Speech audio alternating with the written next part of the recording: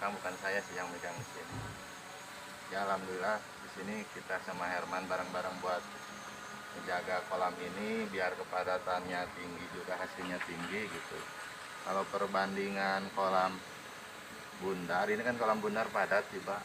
Misalkan kalau kolam ya biasa ya rakyat gitu, misalnya kepadatannya cuma 50, jadi ketemunya cuma berapa kintal gitu per ini. Kalau ini kan satu kolam ini mungkin 2 ton ini keluarnya gitu. Kalau yang rakyat kira-kira? Kalau yang rakyat 2 ton itu bisa 4 kolam atau 5 kolam gitu. Cuman yang beda kan ini diameter 10, yang ini diameter 18. Cuman kepadatannya sama sih. Jadi kepadatannya 717 ketemunya per meter perseginya.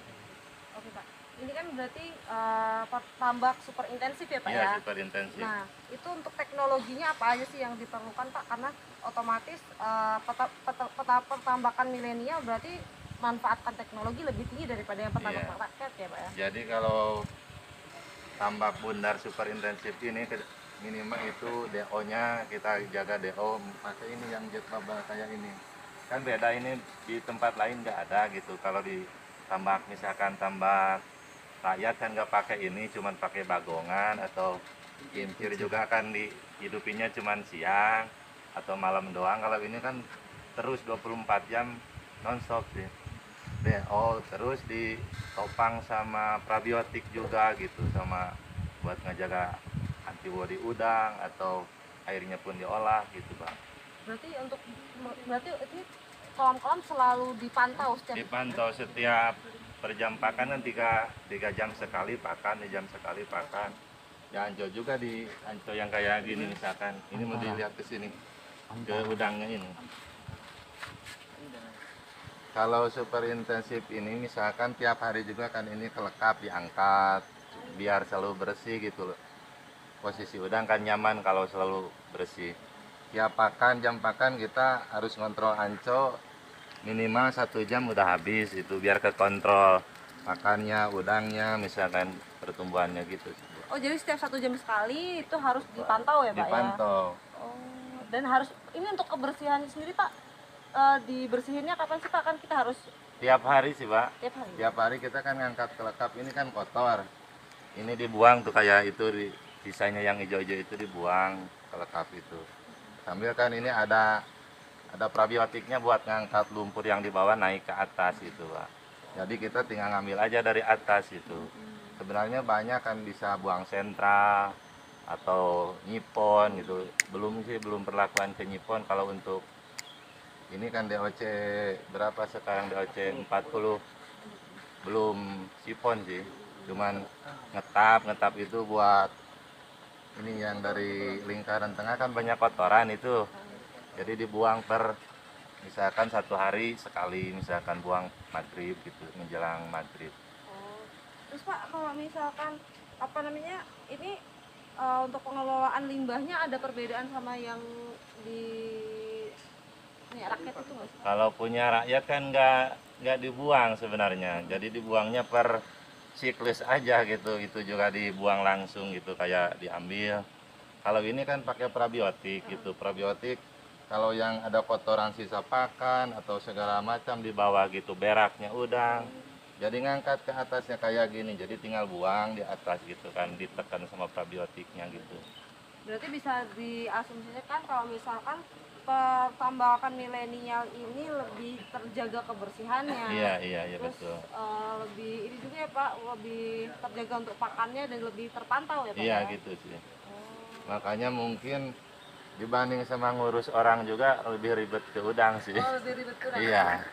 Ini tapi gampang cepet gede gak sih Pak kalau misalnya dengan cara yang lebih melek teknologi kayak gini? Kalau misalkan tergantung kepadatan sih Pak. Kalau kepadatan misalkan cuma 100 insya Allah cepat gede.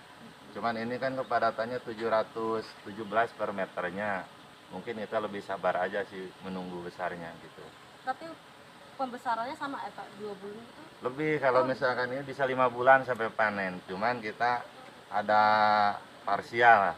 Kalau kita padat misalkan gede kan kurang tuh ya, gedenya jarang ini diambil dulu gitu, parsial, namanya parsial. misalkan bisa 6 kali parsial, ketujuhnya finish misalkan gitu. Kalau misalkan ditambak-tambak itu parsial sekali langsung katanya Pak, langsung panen, ada yang langsung panen, ada Iya. yang parsial. Kalau ini nggak bisa langsung panen sih, Bergantian ya. jadi diambil separuh separuh gitu, jadi namanya parsial gitu, Parsial. panen dini buat ngurangi udang. Lalu Pak, untuk kualitasnya sendiri ada perbedaan nggak sih Pak sama yang tambak-tambak biasa? Kualitas udang, Ah, kalau kualitas udang mungkin gak jauh beda, cuman perbedaannya kalau misalkan super intensif ini kan ditekan sama probiotik itu, jadi beratnya kayak kelihatannya kecil tapi bobotnya agak berat gitu. jadi lebih berisi ya. Ya, lebih berisi. Terakhir nih Pak, harapannya apa sih Pak?